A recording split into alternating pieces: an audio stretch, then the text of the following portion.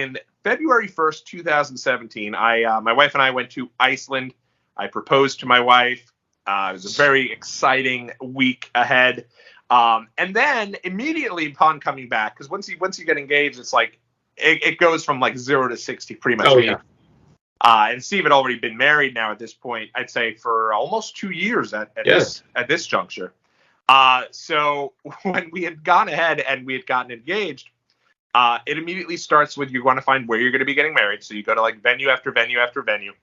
And then it gets to the planning process of the wedding party, which for me, I knew that I wanted to do something. For me, a lot of people try to do something a little gimmicky when it comes to their announcements. So I remember when you got engaged. I don't know if you remember this back. Well, I'm sure you do. But back in, I guess, 2014 or something, I had messaged you because I somehow found out that you guys had set a date. I want to say somebody put this out on social media, maybe you or your wife. Yeah. And you set a date and that things were settled. And then I had texted you, oh, did you set your date? And you said, yes, we did. And I was like, oh, great. But in my head, I was like, oh, my God, I can't believe they didn't invite us. Even though, because I didn't know how the process went. I didn't know there's like, you set a date and then you get into all that later on. Yeah. So I just thought like, all right, they set the date and this is already all like in the wine and everything.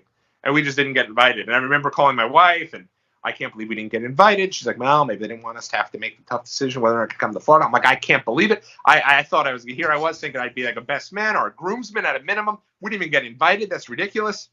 And she's like, well, let's give it a little time here. Like, let's see.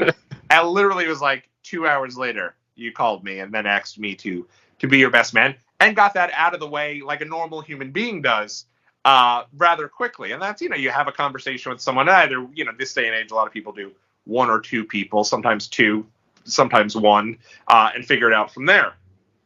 Unfortunately, or fortunately, at this point, I'd already been a part of about, I think it's 6 different weddings as a groomsman. And it was pretty much told to me that I was going to include my 2 cousins, who had not been in their wedding parties. I was going to include my future brother-in-law, who obviously was like 16, 17 years old at the time.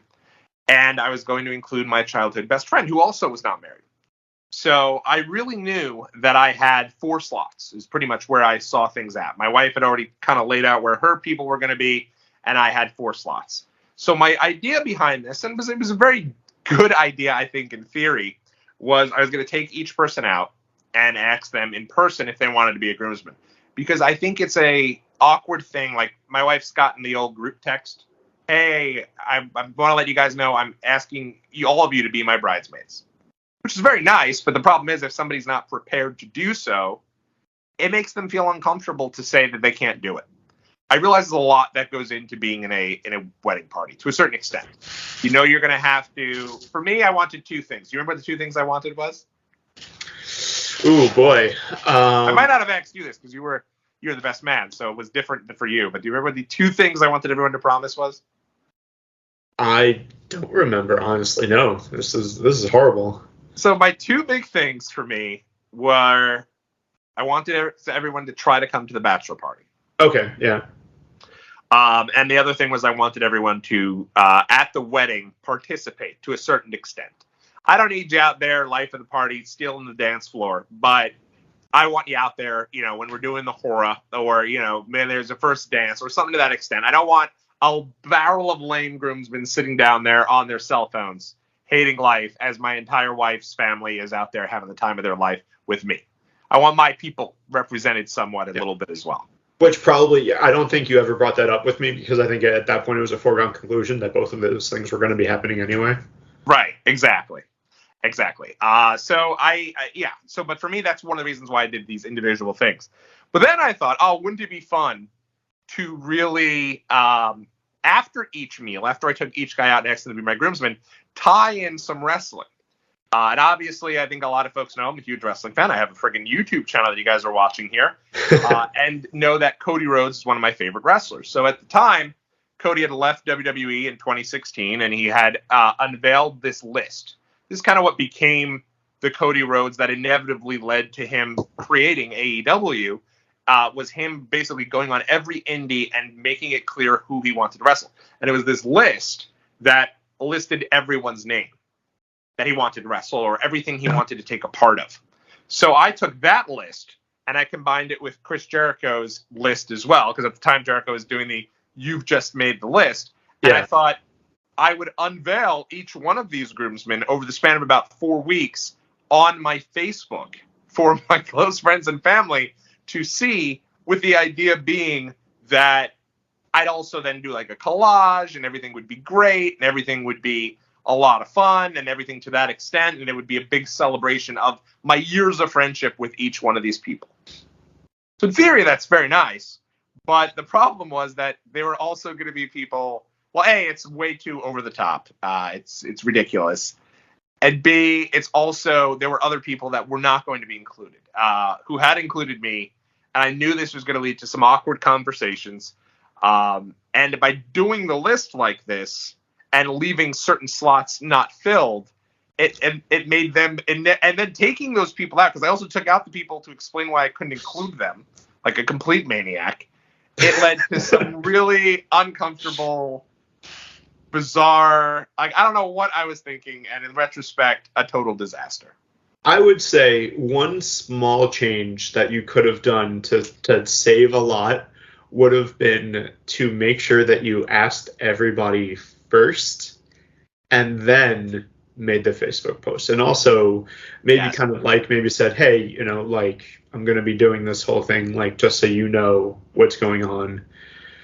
Probably would have saved a little bit of anxiety for everybody, because I think I also know a little bit about the way the post rolled out and why they rolled out the way that they did. But on the other hand, I think that probably would have saved, especially from my part, a lot of anxiety. Well, I think you called me at one point and we're just like, I am not going to sit here for 2 months unsure, because the idea was I knew that I was going to come and see you. So I knew this had to be done, finished with by the time I came to Florida, because I would be asking you to be my best man there in person. But with that being said, and I knew the final shot. I had the final shot in my head was the full list with one spot left, kind of with the list, and then behind you could see me taking off and being in the airplane. Right.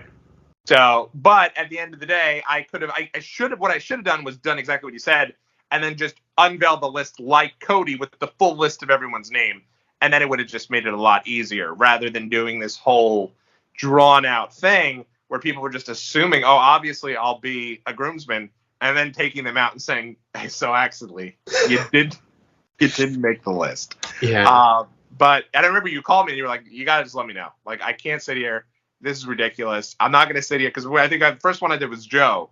And then I put it out there with all the empty slots underneath him, thinking, how great is this? And my mom was like, this is a terrible idea. Like, this is really not how you should do this. And then you were also, I think, I don't know if it was at that point or some other point you called, you were like, so what is going on here? Because I'm not going to sit here and watch every single thing that goes down here. I mean, I think it was actually the opposite, where I think basically what happened was your mom was like, you need to let Steve know. Like, what are you doing to this guy? Like, and then eventually, because I remember very vividly, like, you had called me out and I went into my backyard by my pool to have this conversation. And as you were asking me, the phone cut out. And it was, and I was like, wait, literally, what did you just say? But it was more of like, I didn't hear what you said. You either just said, I'm sorry, you're not going to be a part of the party, or I want you to be my best man. I don't know which one was. Well, you'd hope it wouldn't be. Let me call you to tell you you're not in.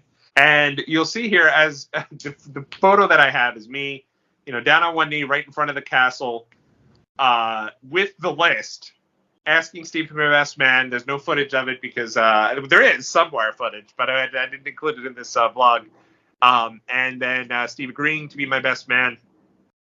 The best part about it is the look of utter having none of it on the gentleman right behind us face, as he's right behind us, seeing us do this, acting a fool, and thought it was one of the more sillier things, I guess, that he had seen, and just looked very grumpy in the photo. I feel like there's also a woman in the background of one of the pictures too that is just filled with disdain. Like, could not. And it's either there are two sides to why people are upset. Either you're making a mockery of people who come and genuinely propose, which, I mean, hey, I proposed in front of the Cinderella Castle myself, so yeah. I've been there. Or, people that see one man getting down on one knee in front of another man and have issues with that, which is awful, but we're in Florida, I don't even think I thought of it that way, but you're right. I mean, that might have been the unfortunate side of it. That could be why they were looking on like but that. I do love that with all the things that you presented to me, it was the list. Yes. So that's why I felt like we weren't making a mockery too much of it because the list was there, right? So I thought like that was a